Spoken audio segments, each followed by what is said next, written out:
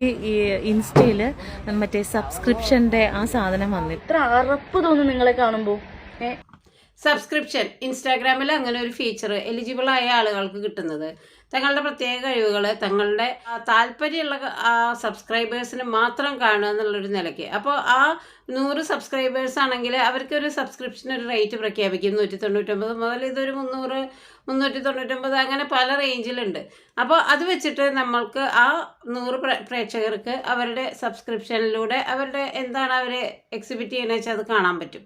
ഈ സബ്സ്ക്രിപ്ഷൻ ഏറ്റവും മോശമായ രീതിയിൽ ഉപയോഗിക്കുന്ന ഒരുപാട് യൂട്യൂബേഴ്സ് ഉണ്ട്. ഇപ്പോൾ എല്ലാവരും പറയണത് ഈ രേണുസുതിയാണ് ഈ സബ്സ്ക്രിപ്ഷനെ മോശമാക്കിയത്, രേണുസുതിയാണ് ഇങ്ങനെ കാണിക്കുന്നത് അങ്ങനെ കാണിക്കുന്നത്. അങ്ങനെയൊന്നുമല്ല. ഏറ്റവും പ്രധാനപ്പെട്ട ഒരു താരത്തിൻ്റെ മകള് വരെ ഇങ്ങനെ കാണിച്ചിട്ട് ആ സബ്സ്ക്രിപ്ഷൻ്റെ വീഡിയോ ലീക്കായതൊക്കെ നമ്മൾ കണ്ടതാണ്. അപ്പോൾ എല്ലാ വഴിയും രേണുസുതികാരനാണ്, രേണുസുതിയാണ് സമൂഹത്തെ വഴിതെറ്റിക്കുന്നത് എന്നുള്ള രീതിയിലൊക്കെ ഒരു വീട്ടമ്മ സംസാരിച്ചുകൊണ്ട് നമ്മൾക്ക് അതൊന്ന് നോക്കട്ടെ. അതിൽ റീനുസുദിനെ കുറിച്ച് ഭയങ്കര മോശമായിട്ടുള്ള കുറേ കാര്യങ്ങൾ വന്നുകൊണ്ടിരിക്കുന്നുണ്ട്. ഈ ലൈവ് വന്നിട്ട് ഇന്നലത്തെ ലൈവ് കാര്യങ്ങളൊക്കെ കണ്ടു. ഭയങ്കര മോശമാണ്. ഭയങ്കര മോശമാണെന്ന് വെച്ചാൽ വൃത്തികെട്ട രീതിയിലാണ് അവർ വീഡിയോസ് കാണിക്കുന്നത് തന്നെ. ഇതുകൊണ്ട് എന്താണ് നിങ്ങൾ ഇതിൽ സമ്പാദിച്ചിട്ട് നിങ്ങൾ എന്ത് നേടാനാണ്? മാനം നഷ്ടപ്പെട്ടിട്ട് നിങ്ങൾക്ക് കോടി രൂപ കിട്ടിയിട്ടും. ഇതിൽ ഇവരുടെ സങ്കടം രേണുസുതിയെ പറ്റിയിട്ടാണ്. നിങ്ങൾ എന്തൊക്കെ കാണിച്ചിട്ട് ഇങ്ങനെ വൃത്തികേട് കാണിക്കുന്നതിൽ നാളല്ലേ നിങ്ങളിതൊക്കെ കാണിച്ചിട്ട് മാനം നഷ്ടപ്പെടുത്തി എത്ര പൈസ ഉണ്ടാക്കിയിട്ട് എന്താ കാര്യം? ഈ പൈസയൊക്കെ നിങ്ങൾ എന്തിനാ ഉപയോഗിക്കണേ? ഞങ്ങളുടെ ചാനലിൽ ഞങ്ങളൊക്കെ ഡീസൻ്റായിട്ട് വേഷം ധരിച്ചിട്ടാണ് നിൽക്കണേന്നാണ് ആ മാഡം പറയണത്. മാഡം പറയുന്നതിൽ കാര്യമുണ്ടായിരിക്കാം. പക്ഷേ ഈ പൈസ, അതായത് രേണുസുതി ഒരിക്കലും നേരിട്ടല്ല നമ്മളുടെ സർക്കസ്, പണ്ടത്തെ സർക്കസ് പോലെ നേരിട്ട് വന്ന് ചെറിയ ഡ്രസ്സ് ഇട്ടിട്ട് നമ്മളുടെ മുമ്പിൽ നമ്മൾക്ക് കാണാൻ പറ്റില്ല. രേണുസുതി 199 രൂപ വീതം സബ്സ്ക്രൈബ് ചെയ്യുന്ന ഏകദേശം 4000 പേർക്ക് മാത്രം കാണിക്കുന്ന ഒരു ഷോ ആണിത്. അതൊന്ന് ലീക്കായ ഒരു കാര്യമാണ് ഇപ്പോൾ ഈ മാഡം പറഞ്ഞുകൊണ്ടിരിക്കുന്നത്. ചുണ്ടോണ്ട് ഗോഷ്ടി കാണിച്ചു എന്നോ എന്തൊക്കെയായാലും ഈ 4000 പേരോളം ആളുകൾക്ക് 199 വീതം രേണുസുതിക്ക് അങ്ങോട്ട് ഇട്ട് കൊടുക്കാനായിട്ട് യാതൊരു ബുദ്ധിമുട്ടും ഇല്ലെങ്കിൽ ഇവരെന്തിനാണ് ഈ കിടന്ന് കരയണത്? പിന്നെ രേണുസുതിയുടെ മാനം എന്ന് പറയുമ്പോൾ അവർ നേരിട്ട് വന്നത് പ്രദർശിപ്പിച്ച് ഡാൻസ് കളിക്കുന്നില്ലല്ലോ. ആ ഒരു കുറച്ച് സമയം രാത്രി അവരുടെ ഒരു അരമണിക്കൂർ നേരത്തെ സബ്സ്ക്രിപ്ഷൻ അത് കാണുന്നവർക്ക് മാത്രം കണ്ടാൽ മതി. അതിനാണ് ആ സബ്സ്ക്രിപ്ഷൻ എന്നുള്ളൊരു ഓപ്ഷൻ. അതിലവർ എന്ത് പറയുന്നു, എന്താണ് അവരുടെ ഏറ്റവും പ്രിയപ്പെട്ട സബ്സ്ക്രൈബേഴ്സിനോട് സംവേദിക്കുന്നതെന്ന് വെച്ചാൽ അത് അവരുടെ പേഴ്സണൽ ചോയ്സാണ്. ആ കിട്ടുന്ന പൈസ എൻ്റെ മാനം നഷ്ടപ്പെടുത്തിയതാണ്. അപ്പോൾ ഈ കിട്ടുന്ന പൈസ മൊത്തം ഏതെങ്കിലും അമ്പലത്തിൻ്റെ ഭണ്ഡാരത്തിൽ കൊണ്ടുവരാമെന്ന് അവർ വിചാരിക്കുന്നില്ല. അവർക്ക് ജീവിക്കണമെങ്കിൽ പൈസ വേണം. സുധിയുടെ വിധവയാണ്, വലിയ കലാകാരൻ്റെ ഭാര്യയാണ് എന്നൊക്കെ പറഞ്ഞിട്ട് അവർക്ക് ആരും വെറുതെ പൈസ കൊണ്ടുകൊടുത്ത് ഇന്നാ കഴിച്ചോ ഇന്നാ കുടിച്ചോ എന്ന് പറഞ്ഞ് കൊടുക്കില്ല. ഇപ്പം ഈ പറയുന്ന സ്ത്രീ കൊടുക്കുമോ? ഒട്ടുമില്ല. അപ്പോൾ ഈ വെറുതെ ഇങ്ങനെ സ്വയം വിശുദ്ധ പശുവായി ചമഞ്ഞിട്ട് എന്നാൽ പിന്നെ മറ്റുള്ളവരെ അങ്ങോട്ട് പ്രത്യേകിച്ച് രേണുസുതിയെ വിമർശിക്കുന്നതിൽ 2 കാര്യമുള്ളൂ. ഒന്നാമതായിട്ട് രേണുസുതിയെ വിമർശിച്ചാലും അവർ വന്ന് ചോദിക്കാനൊന്നും പോകുന്നില്ല. രണ്ടാമതായിട്ട് രേണുസുതിയെ പറ്റി 4 വർത്താനം പറഞ്ഞാൽ ഇവർക്ക് വ്യൂസ് കൂടും. അപ്പം അത്രയേ ഉള്ളൂ അതിലെ കാര്യം. ഇൻസ്റ്റാഗ്രാം റീൽസിലൂടെ ഏറ്റവും വൾഗറായിട്ട് പെരുമാറുന്ന സ്ത്രീകളുണ്ട്. അതൊന്നും ഇവരുടെ കണ്ണിൽ പെട്ടിട്ടില്ല. രേണുസുതി സബ്സ്ക്രൈബ് ചെയ്യുമ്പോൾ കാണിക്കുന്ന ചേഷ്ടകൾ ലീക്കായ വീഡിയോ ആണ് ഇവരിങ്ങനെ കിടന്ന് അയ്യോ സമൂഹം മൊത്തം വഴുതെറ്റി പോവേന്നും പറഞ്ഞ് കരയണത്. ഇനി നമ്മൾക്ക് ഇവർ കുറച്ചും കൂടി പറയണത് കേൾക്കാം. ഇത്ര അറപ്പ് തോന്നും നിങ്ങളെ കാണുമ്പോൾ. എത്ര അറപ്പ് തോന്നും. നിങ്ങളുടെ എന്താണ് ഭർത്താവിൻ്റെ സഹപ്രവർത്തകരായിക്കോട്ടെ ഇവരെല്ലാവരും ഇത് കണ്ടുകൊണ്ടിരിക്കുകയാണ്. ഇത് എന്താ പറയുക, അതായത് സംഭവം സബ്സ്ക്രിപ്ഷൻ ചെയ്ത ആൾക്കാർ തന്നെ കാണണമെന്നില്ല. ഞാനതൊന്നും സബ്സ്ക്രൈബ് ഒന്നും ചെയ്തിട്ടില്ല കേട്ടോ. ഞാൻ സബ്സ്ക്രൈബ് ചെയ്തിട്ടില്ല. പക്ഷെ ഞാൻ എങ്ങനെ കണ്ടു എന്നല്ലേ ഇപ്പൊ വൈറലായിക്കൊണ്ടിരിക്കുന്ന സംഭവം തന്നെ. ഈ വൈറലായിക്കൊണ്ടിരിക്കുന്ന സംഭവം ഈ സബ്സ്ക്രൈബ് ചെയ്തിട്ടുള്ള ആൾക്കാർ തന്നെ കാണണമെന്നില്ല. ഇപ്പൊ ലീക്കായില്ലേ? ഇതുപോലെ തന്നെയാണ് ലക്ഷക്കണക്കിന് ആൾക്കാർ കണ്ടുകൊണ്ടിരിക്കുന്നത്. നിങ്ങളൊന്ന് ആലോചിച്ചൂടെ? നിങ്ങൾ വഴി കൂടെ പോകുമ്പോൾ കണ്ടാ അങ്ങനെ വീഡിയോ ചെയ്യുന്നവളാണ് എന്ന് പറയും. നിങ്ങളെ നോക്കി ചിരിച്ചിട്ട് അപ്പുറത്ത് പോയിട്ട് ഇങ്ങനെ പറയും. അപ്പൊ നിങ്ങൾക്ക് എന്ത് മാന്യതയാണ് കിട്ടാൻ പോകുന്നത്? എന്ത് മാന്യതയാണ് നിങ്ങൾ കിട്ടാൻ പോകുന്നത്? ഒരു ഇതുപോലെ ലക്ഷക്കണക്കിന് കോടിക്കണക്കിന് ആൾക്കാർ ഈ റീൽസോളികളുണ്ട്. റീൽസ് ചെയ്യുന്ന ആൾക്കാർ, മാന്യമായ റീൽസ് ചെയ്യുന്ന ആൾക്കാർ പറയുന്നുണ്ട്.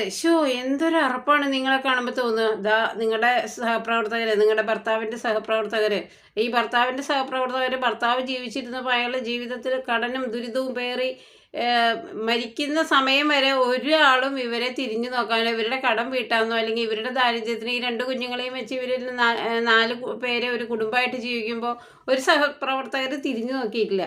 മരണാനന്തരം സുധിയുടെ ആ ഒരു മരണമാണ് ഇവരെ പ്രശസ്തരാക്കിയത്. സുധിയുടെ മകനെ ആയാലും സുധിയുടെ ഭാര്യയായിട്ടുള്ള രേണുവിനെ ആയാലും. രേണു ഇപ്പോഴത്തെ ശരിക്കും പറഞ്ഞാൽ മാർക്കറ്റിങ്ങിൻ്റെ കാര്യത്തിൽ കല്യാണങ്ങൾക്കും അതുപോലെ തന്നെ അവരെ എല്ലാ ഫംഗ്ഷനും ഉദ്ഘാടനത്തിനും ഒക്കെ വിളിക്കുന്നു. നിങ്ങൾ ഈ പറയുന്നുണ്ടല്ലോ, ഈ സ്ത്രീ ഇവർ പറയുന്നുണ്ട്, കണ്ടു കഴിഞ്ഞാൽ ഉറപ്പ് തോന്നും. നിങ്ങൾ പോകുമ്പോൾ പറയും ദാ അങ്ങനത്തെ വീഡിയോ ചെയ്യുന്നവള് പോണു, അങ്ങനെയൊക്കെ പറയുന്നവളാണെങ്കിൽ ഈ സമൂഹം ഇത്രമാത്രം അവർക്ക് ഡെയിലി വർക്കുകളാണ്, ഉദ്ഘാടനങ്ങളാണ്. വിവാഹവേദിയിലൊക്കെ രേണുവിനെ ക്ഷണിക്കുന്നതിൻ്റെ സാങ്കത്യം എന്താണെന്ന് മനസ്സിലാവില്ല. ഇത്രയും അറപ്പുള്ളവളാണെങ്കിൽ എന്തിനാണ് ഇത്രയും പ്രധാനപ്പെട്ട വേദികളിലൊക്കെ അവർ ക്ഷണിക്കപ്പെടുന്നത്, ഉദ്ഘാടനത്തിന് ക്ഷണിക്കപ്പെടുന്നത്? ഒരാളുടെ അറപ്പ് നിശ്ചയിക്കുന്നത് അയാൾ അരമണിക്കൂർ കാണിച്ചു കൂട്ടുന്ന അല്ലെങ്കിൽ അയാളുടെ ജീവിതോപാധിയാണത്. സബ്സ്ക്രൈബ് ചെയ്യുക എന്ന് പറയുന്നത് ഇങ്ങനെ 4000 പേര് പോയിട്ട് 4 പേരുണ്ടെങ്കിൽ അവരൊരിക്കലും സബ്സ്ക്രൈബ് ചെയ്യില്ല എന്നുള്ളതാണ്. സുധി എന്ന് പറഞ്ഞാൽ ആ വലിയ കലാകാരൻ, ഇവർ പറയുന്ന പോലെ ആ വലിയ കലാകാരൻ ജീവിച്ചിട്ടുണ്ടെങ്കിൽ പട്ടിണിയും പരിവട്ടവും കടനും പ്രശ്നങ്ങളൊക്കെ ആയിട്ട് ജീവിതം എന്താണെന്നറിയാത്തൊരു സ്ത്രീ, ഭർത്താവിൻ്റെ മരണാനന്തരം അവരറിയാതെ തന്നെ മാർക്കറ്റിലെ ഏറ്റവും ചൂടപ്പം പോലെ വിറ്റഴിയുന്ന ഒരു കമോഡിറ്റി പോലെ ആയി തീർന്നു അവർ. അത് രേണുസുധിയുടെ ഏറ്റവും നല്ല സമയമാണ്. അവരത് മാക്സിമം യൂട്ടിലൈസ് ചെയ്യുന്നു. അവർ നേരിട്ട് വന്ന് ഞാൻ പറഞ്ഞ പോലെ ചെറിയ പെറ്റിക്കോട്ടും ഇതും ധരിച്ചിട്ട് ഡാൻസ് കളിക്കുന്നൊന്നും ഇല്ല ആളുകളുടെ മുമ്പിൽ.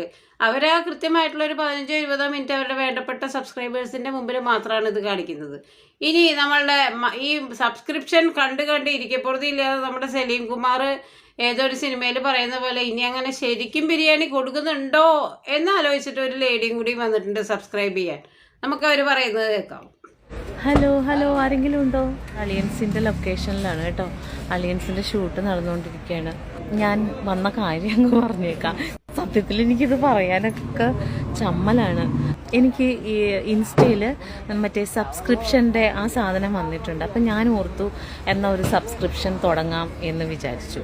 അപ്പോൾ ഈ സബ്സ്ക്രിപ്ഷൻ എന്ന് പറയുന്ന വാക്ക് പറയുമ്പോൾ ഞാനെന്തോ ഒരു മോശം കാര്യത്തിലേക്ക് ഇറങ്ങിത്തിരിക്കണ പോലെ എനിക്ക് തന്നെ ഫീൽ ചെയ്യുന്നു. കുറച്ചും കൂടി നന്നായിട്ട് യൂസ് ചെയ്യാൻ പറ്റുന്ന ഒരു പ്ലാറ്റ്ഫോമിനെ മോശമായി പോയി. അത് അങ്ങനത്തെ ഒരു നിലയിലേക്ക് അത് വന്നു പോയി. അപ്പോൾ ഞാനൊരു സബ്സ്ക്രിപ്ഷൻ തുടങ്ങുവാണ്. നിങ്ങൾ പറ്റുന്നവർ സബ്സ്ക്രൈബ് ചെയ്യണം. പക്ഷേ സബ്സ്ക്രൈബ് ചെയ്യുമ്പോൾ ഇതേപോലെയുള്ള ത്രസിപ്പിക്കുന്ന രംഗങ്ങളൊന്നും അതിനകത്ത് ഉണ്ടാവില്ല.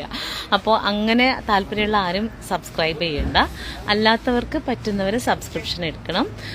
എനിക്ക് പറയാനുള്ളത് എൻ്റെ ഈ ഫീൽഡിൽ വന്നിട്ടുള്ള അനുഭവങ്ങൾ, അതല്ലാത്ത എൻ്റെ ജീവിതയാത്രകൾ, ഇനി എന്തെങ്കിലും ചെറിയ യാത്രകൾ പോവുകയാണെങ്കിൽ അങ്ങനെയുള്ള എൻ്റെ രസകരമായിട്ടുള്ള, എൻ്റെ വിഷമിപ്പിക്കുന്ന, എൻ്റെ സന്തോഷങ്ങൾ, അങ്ങനെയെല്ലാം എനിക്ക് ഷെയർ ചെയ്യാനുള്ള ഒരു സ്ഥലം എന്നുള്ളതാണ് ഞാൻ ഉദ്ദേശിക്കുന്നത്. ഇതില്ല, ഇതില്ല കേട്ടോ, അത് ആദ്യമേ പറഞ്ഞേക്കാം. മഞ്ജു പത്രോസ് വന്നു. മഞ്ജു പത്രോസ് പറയുന്ന കുറച്ച് കാര്യങ്ങളുണ്ട്. ഈ സബ്സ്ക്രിപ്ഷൻ എന്നുള്ള വാക്ക് എനിക്ക് പറയാൻ തന്നെ നിങ്ങളുടെ മുമ്പിൽ നാണാവുന്നു. കാരണം അതങ്ങനെ ഒരു മോശം സബ്സ്ക്രിപ്ഷൻ എന്ന് പറഞ്ഞാൽ അവിടെ എന്താ കാണിക്കണേ എന്നുള്ള രീതിയിലൊക്കെ അതിനൊരു പുതിയൊരു ഡെഫിനിഷൻ കൊടുത്ത സ്ഥിതിക്ക് ഞാൻ സബ്സ്ക്രിപ്ഷൻ ചെയ്യുന്നുണ്ട് എന്ന് പറയാൻ തന്നെ എനിക്ക് നാണാണ്. ഈ നാണുണ്ടെങ്കിൽ പിന്നെ ഇവരെന്തിനാണ് വന്ന് പറയണത്? ഇവരെ വല്ലവരും തല്ലിയ സബ്സ്ക്രിപ്ഷൻ വേണമെന്ന് പറയാൻ? ഇൻസ്റ്റാഗ്രാമിൽ അങ്ങനെ ഒരു ഓപ്ഷൻ വന്നു കഴിഞ്ഞാൽ ഈ സലീം കുമാർ പറയണ പോലെ അവിടെ ഇനി ബിരിയാണി കൊടുക്കുന്നുണ്ടോ എന്ന് അറിയാനല്ലേ ഇവർ പോണത്. രേണുസുധിയുടെ ഏറ്റവും വലിയ ഇൻകം ഈ ഇൻസ്റ്റാഗ്രാം കത്തിച്ചു കൊണ്ടാണ്. അതായത് മാസം 7 ലക്ഷം രൂപയാണ് ആ ഒരു സോഴ്സിൽ നിന്ന് തന്നെ അവർക്ക് വരുന്നത്. ഇത് കേട്ട് കഴിഞ്ഞാൽ ഇവിടെ അടങ്ങിയിരിക്കാൻ പറ്റുമോ? എനിക്കും സബ്സ്ക്രൈബ് ചെയ്യണം, എനിക്കും സബ്സ്ക്രിപ്ഷൻ വേണം. പിന്നെ വിശുദ്ധ പശു ആയതുകൊണ്ട് അവർ പറയുന്നുണ്ട്, ഇതേ നിങ്ങൾ ആ വൃത്തികേടൊന്നും ആലോചിച്ചിട്ട് അങ്ങോട്ട് വരണ്ട കേട്ടോ, അവിടെ അതൊന്നും ഇല്ല. അവിടെ ഞാൻ വളരെ ഡീസൻ്റായിട്ട് എൻ്റെ യാത്രകളെ പറ്റിയും എൻ്റെ പ്രധാനപ്പെട്ട കാര്യങ്ങളെ പറ്റിയൊക്കെയാണ് പറയുന്നത്. എന്നാൽ പിന്നെ ഇവർക്ക് ഇവരുടെ യൂട്യൂബ് ചാനലുണ്ട്, ഇവർക്ക് ഇൻസ്റ്റാഗ്രാം ഉണ്ട്, ഇതിലൂടെയൊക്കെ അങ്ങനെ പറഞ്ഞിരുന്നാൽ പോരെ? എന്തിനാണ് ഇവർ ആൾക്കാരോട് സബ്സ്ക്രൈബ് ചെയ്യുകയെന്ന് പറഞ്ഞിട്ട് ആ ഒരു 10, 40 അല്ലെങ്കിൽ 100, 200 പേരോട് മാത്രം ഈ വിശേഷം പങ്കുവെക്കുന്നത്? അല്ലാതെ ഇവർക്ക് ഈ ചാനലിലൂടെ പങ്കുവെച്ചാൽ പോരെ?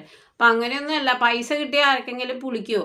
ആദ്യമൊക്കെ തുടക്കത്തിൽ ഞാൻ ഡീസൻ്റാണ്, അവിടെ അതൊന്നും പ്രതീക്ഷിച്ച് വരണ്ട എന്ന് പ്രത്യേകം പറയുന്നതിൻ്റെ ലക്ഷണം തന്നെ ദുർലക്ഷണമാണ്. ചിലപ്പോൾ അവിടെ ഇനി എങ്ങാനും അങ്ങനെയൊക്കെ ചെയ്യില്ലേ എന്നൊന്നും ഇവർ ഉറപ്പ് പറയുന്നില്ല. അവിടെ ആരും അത് പ്രതീക്ഷിച്ചൊന്നും വരണ്ട. അല്ലാതെ തന്നെ സബ്സ്ക്രൈബ് ചെയ്യാൻ ആൾക്കാർക്ക് ഭ്രാന്തുണ്ട. അല്ലാത്ത കാര്യങ്ങളൊക്കെ ഇവർ യാത്രകളൊക്കെ ഇവരുടെ ഇൻസ്റ്റാഗ്രാമിലൂടെ ഇവർ റീൽസും എല്ലാം ഇടുന്നുണ്ട്. അതൊക്കെ കണ്ടാൽ പോരെ? സ്പെഷ്യലായിട്ടൊരു 499 രൂപയോ 599 രൂപയോ കൊടുത്തിട്ട് സബ്സ്ക്രൈബ് ചെയ്തിട്ട് ഈ റീൽസിലൊക്കെ പറയുന്ന കാര്യം തന്നെ ഈ സബ്സ്ക്രിപ്ഷനിലും ഇത് കേൾക്കാനായിട്ട് ആരെങ്കിലും പോവോ? അപ്പോൾ അതൊന്നുമല്ല കാര്യം.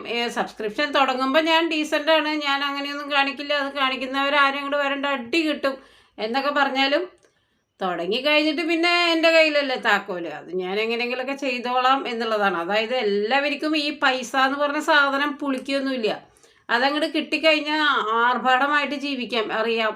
അപ്പോൾ ഈ രേണുസുതി എന്ന് പറയുമ്പോൾ ഒന്നുമല്ലാതിരുന്ന, ഈ മരിക്കണ വരെ ഒന്നുമല്ലാതിരുന്ന സുധിയുടെ, ഒരു സാധാരണ മിമിക്രി ആർട്ടിസ്റ്റ്, അതിൻ്റെ വൈഫ് മരണാനന്തരം തൻ്റെ ഭർത്താവിൻ്റെ മരണത്തിലൂടെ പ്രശസ്തയായിട്ടുള്ളൊരു സ്ത്രീ, അവരിങ്ങനെ കിടന്നിങ്ങനെ മൊത്തം കേരളം ഇളക്കി മറിക്കുമ്പോൾ അവരുടെ സബ്സ്ക്രിപ്ഷൻ ഇത്ര എമൗണ്ട്, ഇത്ര ലക്ഷങ്ങൾ, അതായത് ഇൻസ്റ്റാഗ്രാം ഞാൻ പറഞ്ഞില്ലേ കത്തിച്ചുകൊണ്ടാണ് അവർ മുന്നേറുന്നത്. അപ്പോൾ പിന്നെ ബാക്കിയുള്ളവർക്കൊക്കെ ഇരിക്കപ്പുറത്ത് കിട്ടുമോ? അതാണ്. ഇനിയും സബ്സ്ക്രിപ്ഷൻ ലൈനിലേക്ക് തരുണീമണികൾ വരും, വളരെ വിശുദ്ധ പശുക്കൾ. അപ്പോൾ എല്ലാവർക്കും നന്ദി.